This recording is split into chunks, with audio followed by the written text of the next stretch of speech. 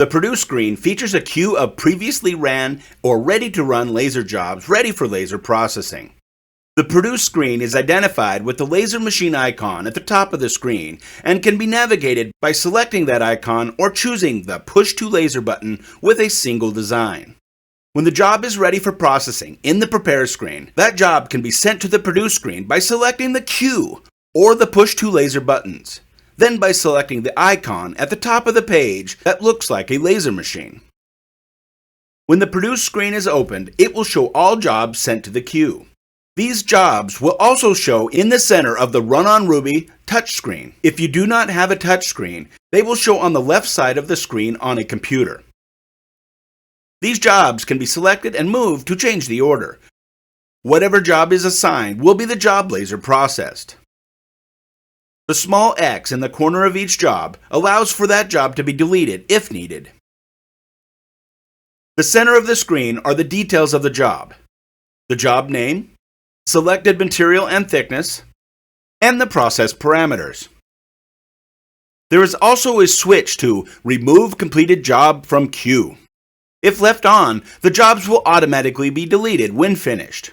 If turned off, the jobs will remain so they can be rerun as often as needed.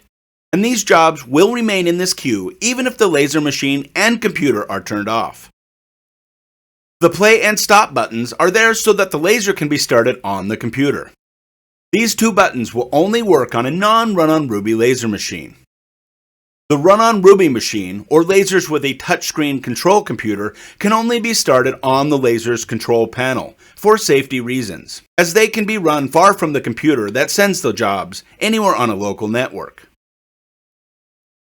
The progress bar and time shown here are only an estimated processing time, and this time will only show if the Calculate Job Time button is selected in the Prepare screen prior to sending the job. The large clock will start once the job is started on the laser and show the exact processing time during the active laser process. An image of the selected job is shown on the upper right-hand side of the screen, with an optional full-frame view to confirm all job details before laser processing. Once satisfied with that view, the Escape button can be selected to return to the previous view. Finally, the small trash can at the bottom left of the screen can be selected to delete every file in the queue. To keep from accidentally pressing this, it will prompt a warning confirming the deletion of the queue. Once verified, all process files will be removed if desired. I will now run through the process of sending the file to the queue, starting that file and processing it with the laser to show this screen in action. The laser machine is already on, and the material has been loaded and focused on. I will start by placing the design file over the material with a material parameter already selected. Then select the Calculate Job Time button, and then push the file to the laser. Or select the Queue button and go into the Produce screen.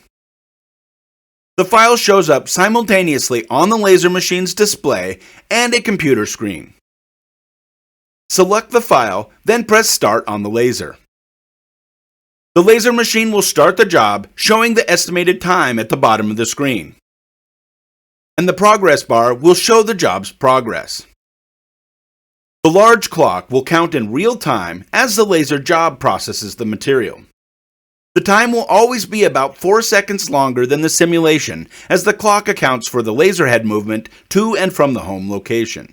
Once finished, because the button to remove the completed job from queue is turned on, the job will delete from the queue when finished, showing a blank screen if there's no other files in the queue. Select the small bell at the top of the screen to see a time log of past laser jobs if needed. Once complete, remove from the laser for the finished results.